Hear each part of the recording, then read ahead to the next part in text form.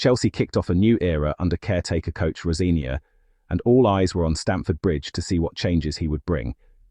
After a challenging start to the season, fans were eager to see if the team could find some stability and rhythm under his guidance. Rosenior's first match was not just about the result, it was a chance to observe his tactics, team selection, and how the players responded to new instructions. After analysing the game, there are 4 major lessons we can take from Chelsea's debut under Rosenior. The match itself had an electric atmosphere. Chelsea showed early signs of urgency and intent, pressing higher up the pitch and moving the ball faster than in recent matches. The first few minutes saw the team adjusting to new defensive structures, with players communicating more actively to maintain shape. The midfield began to click after the opening exchanges, linking up effectively with the forwards and creating several promising chances. Defensively, the team looked more organised than we have seen in the past few weeks. The goalkeeper was less exposed, and the defensive line held firm under pressure. While there were moments of vulnerability, the overall picture suggested that Rosenior's ideas were beginning to take effect. The first lesson from this match is defensive organisation. Chelsea looked significantly more structured at the back. The defensive line maintained a more consistent shape, reducing gaps between the centre-backs and full-backs. This compactness made it harder for the opposition to exploit space and forced them to take less dangerous shots from wider positions. Midfielders were disciplined in dropping back to help shield the defence, which was a noticeable improvement compared to previous matches. Rosenior seems to emphasise a balance between aggression and stability, encouraging defenders to engage opponents without leaving dangerous gaps behind. This approach not only reduced the number of high-quality chances conceded, but also allowed the team to regain possession in safer areas of the pitch. The improved defensive organisation will be key if Chelsea hopes to climb the table and compete consistently, as it lays the foundation for attacking play. The second lesson is the emergence of midfield creativity. Rosenior's system appeared to give more freedom to the central players, encouraging them to find pockets of space and link up with the forwards. The midfielders were more proactive in moving the ball quickly and trying vertical passes rather than just recycling possession. This change opened up the game and created opportunities that were not present under previous coaches. One player in particular stood out for his vision and ability to pick out teammates in dangerous positions. The team's improved connection in midfield allowed for smoother transitions from defense to attack and gave Chelsea a more dynamic presence on the ball. Although there were still moments when the opposition was able to disrupt play, the overall creativity in midfield was one of the most encouraging signs from Rosenior's first match. The third lesson is about player leadership and individual performances. Rosenior's debut saw several players stepping up and taking responsibility. Some senior figures led by example, maintaining composure under pressure and organising their teammates. Young players also seized the opportunity to shine, showing confidence and determination. These individual contributions are important because they reflect how players respond to a new manager and a new system. When leaders on the field perform well, it can inspire the rest of the squad and create a sense of unity. Rosenior appears to value players who can take initiative and show intelligence in their positioning and decision-making. The combination of experienced leadership and emerging talent provided a balanced team dynamic that could be built upon in the coming matches. The fourth lesson concerns areas still needing improvement. While there were positives, Chelsea's debut under Rosenior was not flawless.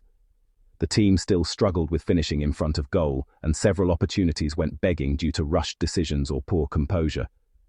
Transition play, while improved, occasionally left the team exposed, especially when moving from attack to defence. Pressing was not consistently coordinated, which allowed the opposition to recover possession in dangerous areas at times. These weaknesses suggest that while Rosenior has made a positive start, there is still work to be done. The team needs to fine-tune timing, decision-making, and communication to ensure that the tactical changes fully translate into results. Addressing these areas will be crucial if Chelsea wants to compete at the top level and achieve consistent performances. Beyond the tactical lessons, there are broader takeaways from the match. Rosenior's approach seems to instill a sense of confidence and belief in the squad. Players appeared more motivated, moving with purpose and intensity, and there was a visible improvement in team spirit. This mental aspect is often underestimated, but it can have a significant impact on performance. confidence and belief can turn narrow losses into draws and draws into wins. The psychological boost of seeing a clear plan and structured system is invaluable for a squad that has struggled in recent weeks. Rosenior's calm demeanor and clear instructions seem to help players stay focused and execute their roles more effectively.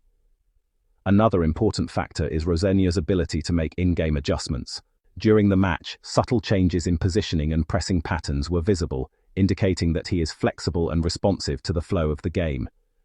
For example, when the opposition began to dominate possession in the second half, Chelsea shifted slightly to a more compact midfield shape, which helped regain control and limit dangerous attacks. These tactical tweaks demonstrate that Rosenior is thinking critically and adjusting strategies in real time, a quality that can be crucial over the course of a demanding season. Flexibility and adaptability are key traits for any coach, and Rosenior's willingness to make changes suggests that the team could continue to evolve positively under his guidance. Looking at the attacking side, Chelsea showed glimpses of improved coordination in the final third. The forwards made intelligent runs, creating space for each other, and the team looked more willing to play quick, incisive passes rather than relying solely on long balls. This improved movement and communication between attacking players increased the threat level and produced chances that would have been rare in previous matches. Although finishing remains an area for improvement, the attacking patterns are promising and indicate that Rosenior is working on a system that encourages proactive and fluid play. Over time, as players become more familiar with his approach, this attacking efficiency is likely to improve. Set pieces were another area that provided insights. Chelsea appeared to have more organisation during both offensive and defensive set pieces. Defenders marked opponents more closely, and the team executed set plays with slightly better timing and coordination. While there is still room for refinement, the improvements suggest that Rosenior is addressing all facets of the game, not just open play tactics. Organised set pieces can often be the difference in tight matches, and Chelsea's increased focus here may pay dividends in future games. Fan reactions after the match were largely positive, reflecting excitement for the new era. Social media buzzed with praise for the team's renewed energy, improved organisation, and the clear influence of Rosenior. Supporters highlighted the performance of certain players who had been underperforming in previous matches, as well as the promising tactical changes. While results are always important, the optimism surrounding the team's performance indicates that Rosenior has managed to quickly win over both players and fans with his approach. Building this trust and momentum is essential for sustaining success throughout the season.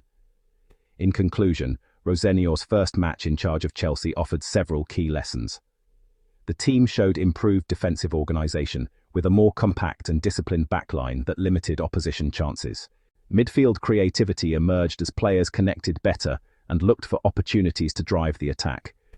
Individual performances and leadership shone through, providing confidence and guidance on the field. At the same time, areas like finishing, transitions, and pressing still need attention, suggesting that Rosenior has work ahead to fully realise his vision. Chelsea's debut under Rosenior is an encouraging start.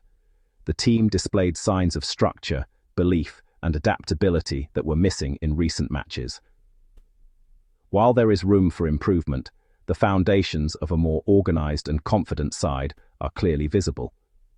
Fans have reasons to be hopeful, as Rosenior's influence is already evident in the way the team approaches games, executes tactics, and responds to challenges. The coming matches will be crucial to see if these improvements can translate into consistent results and a stronger position in the league.